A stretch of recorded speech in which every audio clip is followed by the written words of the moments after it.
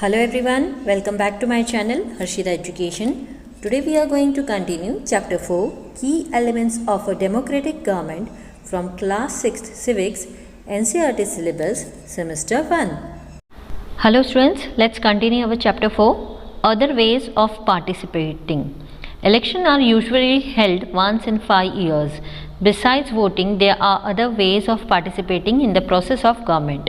People participate by taking an interest in the working of the government and by criticizing it when required. In August 2005, when a particular government increased the money people had to pay for electricity, people expressed their disapproval very sharply. They took out rallies and also organized a signature campaign. The government tried to explain and defend its decision, but finally listened to the people's opinion and withdrew the increase. The government had to change its decision because it is responsible to the people. तो चुनाव आमतौर पर आप सभी को पता है कि 5 साल में एक बार होते हैं। मतदान के अलावा सरकार की जो प्रक्रिया है उसमें भाग लेने के दूसरे तरीके भी हैं। लोग सरकार के काम या तो अपनी रुचि से मतलब जो सरकार के जो काम होते हैं या तो अपनी रुचि से उसमें भाग लेते हैं या फिर जो क्रिटिसाइज़ करते हैं और उस तरह से उसमें भाग लेते हैं। तो अगस्त 2005 में जब एक पर्टिकुलर गवर्नमेंट ने बिजली के भुगतान का जो अमाउंट है उसको काफ़ी ज़्यादा बढ़ा दिया था, तब लोगों ने इस बात को ना मानते हुए अपनी अस्वीकृति व्यक्त की थी, यानी डिसअप्रूवल व्यक्त किया था। तो उन्होंने इसलिए इसको डिसअप्रूवल बताने के लिए काफ़ी सारी रैलियां निकाली थी और सिग्नेचर कैंपेन जो थे उसको भी चलाया था। तो सरकार ने अपने फैसले को समझाने और बचाव करने की कोशिश की, लेकिन आखिरकार लोगों की राय सुनी और जो उन्होंने इलेक्ट्रिसिटी का जो रेट था उसको बढ़ाया था उसको वापस ले लिया। सरकार को अपना जो डिसीजन था उसको बदलना पड़ा क्योंकि ये लोगों के लिए जिम्मेदार है। Now there are many ways in which people express their views and make governments understand what action they should take. This includes dharnas, rallies, strikes, signature campaigns, etc. Things that are unfair and unjust are also brought forward. Newspaper, magazines and TV also play a role in discussing government issues and responsibility. तो ऐसे ही कई तरीके हैं जिनसे लोग अपने विचार व्यक्त करते हैं और सरकार को समझाते हैं कि उन्हें क्या कार्यवाही करनी चाहिए। इनमें जो काफ़ी सारी चीज़ें हैं जैसे धरना हो गया, रैलियां हो गई, हड़ताल हो गई, सिग्नेचर कैंपेन हो गए, तो ऐसी चीज़ें हैं जो अनुचित और अन्यायपूर्ण ये काफ़ी सारी जो चीज़ें होती हैं तो इस तरह से उनको आगे ले जाया जाता है। तो सरकारी मुद्दों और जिम्मेदारियों पर चर्चा करने में जो समाचार पत्र हैं, पत्रिकाएं हैं, जो मैगजीन्स वगैरह हैं, जो टीवी हैं, ये काफ़ी बड़ा इम्पॉर्टेंट रोल निभाते हैं। While it is true that a democracy allows people to participate, it is also true that not all sections of people are actually able to do so. Another way for people to participate is by organizing themselves into social movements that seek to challenge the government and its functioning. Members of the minority community, Dalits, Adivasi, women and others are often able to participate in this manner. तो जबकि ये बात जो है वो बिल्कुल सच नहीं है कि एक लोकतंत्र लोगों को भाग लेने की अनुमति देता है। ये भी सच है कि सभी जो सेक्शंस है, जो वर्ग हैं, उसके लोग वास्तव में ऐसा करने में सक्षम नहीं है। लोगों के भाग लेने का एक और तरीका सामाजिक आंदोलनों में खुद को संगठित करना है जो सरकार और इसके कामकाज को चुनौती देना चाहते हैं। माइनॉरिटी कम्युनिटी के सदस्य, दलित, आदिवासी, महिलाएं और दूसरे लोग अक्सर इस तरीके से भाग लेने में सक्षम होते हैं। If a country's people are alert and interested in how the country is run, the democratic character of the government of that country will be stronger. तो यदि किसी देश के लोग सतर्क हैं, एकदम अलर्ट हैं और इस बात में रुचि रखते हैं कि देश कैसे चलाया जाता है, तो उस देश की सरकार का लोकतांत्रिक चरित्र बहुत ज़्यादा मजबूत होगा। So the next time we see a rally winding through the streets of our cities and towns और villages, we should pause to find out what the rally is about, who is participating in it and what they are protesting about. This will help to give us a sense of how our governments work. इसलिए अगली बार जब हम अपने शहरों या कस्बों या गांव की सड़कों के माध्यम से एक रैली को देखें तो हमें ये पता लगाना चाहिए कि जो रैली है वो किस बारे में है, कौन इसमें भाग ले रहा है और वह किस बारे में विरोध कर रहे हैं। तो इससे हमें ये समझने में मदद मिलेगी कि हमारी जो सरकार है वो किस तरह से काम कर रही है। Next topic is need to resolve conflict. In Maya's story, you read about how conflicts can often lead to violence and death because one group decides that it is all right to use force to prevent the other group from protesting. तो माया की कहानी में आपने पढ़ा कि कैसे जो conflicts हैं तो कॉन्फ्लिक्ट से अक्सर हिंसा और मौत हो सकती है क्योंकि एक समूह तय करता है कि दूसरे समूह को विरोध करने से रोकने के लिए जो बल है उसका प्रयोग करना चाहिए या नहीं और वो सही है कि नहीं. Conflicts occur when people of different cultures, religions, regions or economic backgrounds do not get along with each other or when some among them feel they are being discriminated against. People may use violent means to settle their differences. This leads to fear and tension amongst others living in an area. The government is responsible for helping to resolve conflicts. तो conflicts तब होता है जब विभिन्न संस्कृतियों, धर्मों, क्षेत्रों या आर्थिक जो बैकग्राउंड्स हैं उसके लोग एक दूसरे के साथ नहीं मिलते हैं या जब उनमें से कुछ को लगता है कि उनके साथ भेदभाव किया जा रहा है. लोग अपने मतभेदों को निपटाने के लिए हिंसक साधनों का उपयोग कर सकते हैं. इससे एक जगह में रहने वाले दूसरे लोगों में भय और तनाव पैदा होता है. तो कॉन्फ्लिक्ट्स को सुलझाने में मदद के लिए क्या करना चाहिए, सरकार जो है वो पूरी तरह से जिम्मेदार है. Now let's read about some of the conflicts in our society and the role of the government in resolving them. तो आइए हमारे समाज में कुछ कॉन्फ्लिक्ट्स और उन्हें हल करने में सरकार की क्या भूमिका है उसके बारे में थोड़ा सा आगे पढ़ते हैं. So here in this box you can see the Indian constitutions lay down the basic rules or laws that have to be followed by everyone. These laws are for both the government and the people.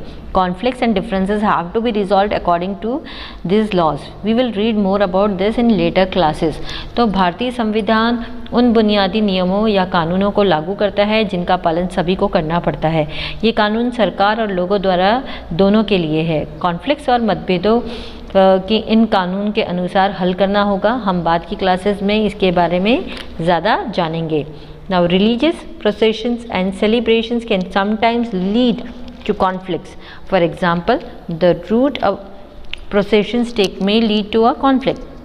The government, particularly the police, play an important role in getting representatives of concerned communities to meet and try and arrive at a solution. At times there is a fear that violence may erupt, with people throwing stones or trying to disrupt the procession. The police is responsible for ensuring that violence does not take place. तो जो धार्मिक जुलूस हैं या समारोह हैं कभी कभी कॉन्फ्लिक्ट्स का कारण बन सकते हैं. आपने भी देखा होगा. एग्जाम्पल के लिए एक जुलूस के मार्ग में कॉन्फ्लिक्ट हो सकता है. सरकार विशेषकर पुलिस संबंधित समुदायों के प्रतिनिधियों से मिलने और प्रयास करने और समाधान के लिए पहुंचने में बहुत ज़्यादा इम्पॉर्टेंट रोल प्ले करते हैं. कभी कभी डर लगता है कि हिंसा भड़क भी सकती है, वहाँ पे पत्थर फेंक भी हो सकता है जुलूस में, क्योंकि ये लोग जुलूस में बाधा डाल सकते हैं, बाधा डालने की कोशिश कर सकते हैं. तो पुलिस ये सुनिश्चित करने के लिए जिम्मेदार है कि वहाँ पर ऐसे एरिया में हिंसा ना हो. Rivers too can become a source of conflict between states. A river may begin in one state, flow through another and end in a third. The sharing of the river water between different states that the river goes through is becoming an issue of conflict.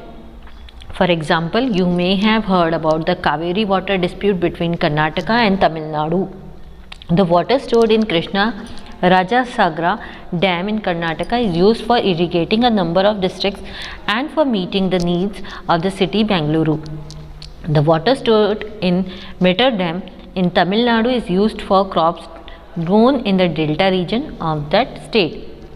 तो कई बार नदियाँ भी राज्यों के बीच conflicts का एक reason बन सकती है. एक नदी एक राज्य में शुरू हो सकती है और वही नदी दूसरे राज्य से बहती हुई तीसरे राज्य में ख़त्म भी हो सकती है. तो अलग अलग राज्यों के बीच नदी का जो पानी है उसका बंटवारा भी एक कॉन्फ्लिक्ट का मुद्दा बनता जा रहा है. तो यहाँ पे आपकी टेक्स्ट बुक में आपको एग्जाम्पल दिया है कि आपने कर्नाटक और तमिलनाडु के जो बीच जो कावेरी जल विवाद के बारे में सुना होगा. कर्नाटक के कृष्ण सागर बांध में इकट्ठा पानी का जो यूज़ था वो कई जिलों द्वारा सिंचित करने और बेंगलोर शहर की ज़रूरतों को पूरा करने के लिए किया जाता था. तमिलनाडु में मेत्तूर बांध में इकट्ठा जो पानी था उसका उपयोग उस राज्य के डेल्टा क्षेत्र में उगाई जाने वाली फसलों के लिए किया जाता था. A conflict arises because both dams are on the same river. The downstream dam in Tamil Nadu can only be filled up if water is released from the upstream one located in Karnataka. Therefore, both states can't get as much water as they need for people in their states. This leads to conflict. The central government has to step in and see that a fair distribution is worked out for both states. क्योंकि इस नदी के ऊपर दोनों राज्यों के dams बनाए गए हैं, जिसकी वजह से एक कॉन्फ्लिक्ट खड़ा होता है। तमिलनाडु में बहाव क्षेत्र केवल तभी भरा जा सकता है जब कर्नाटक में स्थित नदी के ऊपर से पानी छोड़ा जाए।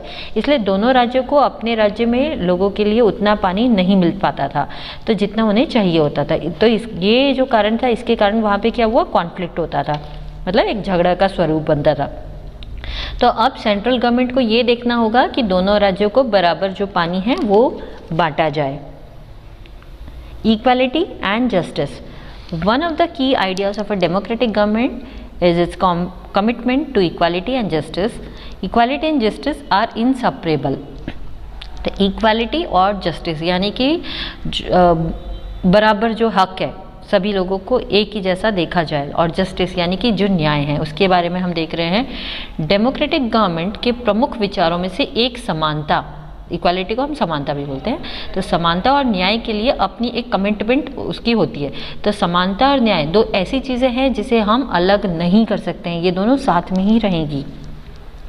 The earlier practice of untouchability is now banned by law. This group of people were denied education, transport or medical facilities and even the chance to offer prayers.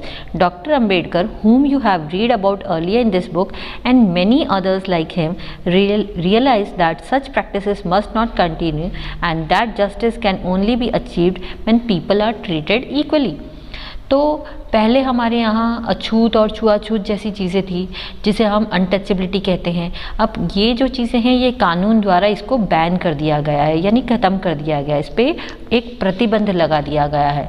लोगों के इस समूह को जो शिक्षा है, परिवहन है या फिर जो चिकित्सा सुविधाएं हैं और यहाँ तक कि जो नमाज अदा करने का जो मौका है वो भी नहीं दिया गया था। तो डॉक्टर अम्बेडकर, जिन्हें आपने इस किताब में पहले इनके बारे में पढ़ चुके हैं, और उनके ही जैसे कई लोगों ने ऐसा महसूस भी किया था कि इस तरह की जो प्रथाएं हैं इसको जारी नहीं रखना चाहिए, इसको कंटिन्यू नहीं करना चाहिए, और ये न्याय तभी प्राप्त हो सकता है जब लोगों के साथ एकदम समान व्यवहार किया जाए, उनको इक्वली ट्रीट किया जाए। The government also recognizes this and makes special provisions for groups within society that are unequal. For instance, in our society, there is a general tendency to value and care for the boy child more than the girl child. तो सरकार भी इसे मान्यता देती है और समाज के भीतर ऐसे समूहों के लिए विशेष जो प्रोविजंस है उनको बनाती हैं जो असमान हैं। तो एग्जांपल के लिए हमारे समाज में अगर आपको पता हो तो जो लड़कियों की तुलना में लड़कों की देख रेख और उनको ज़्यादा इम्पोर्टेंस दिया गया है। This means that society does not value the girl and boy child equally and this is unjust. So in this context, the government steps in to promote justice by providing special provisions that can enable girls to overcome the injustice that they are subjected to. Thus, it is possible that fees for girls might be waived or lowered in government schools or colleges. तो इसका मतलब ये है कि समाज लड़की और लड़के के जो बच्चे हैं उनको समान रूप से महत्व नहीं देता है, और ये एक बहुत ही अन्यायपूर्ण बात है।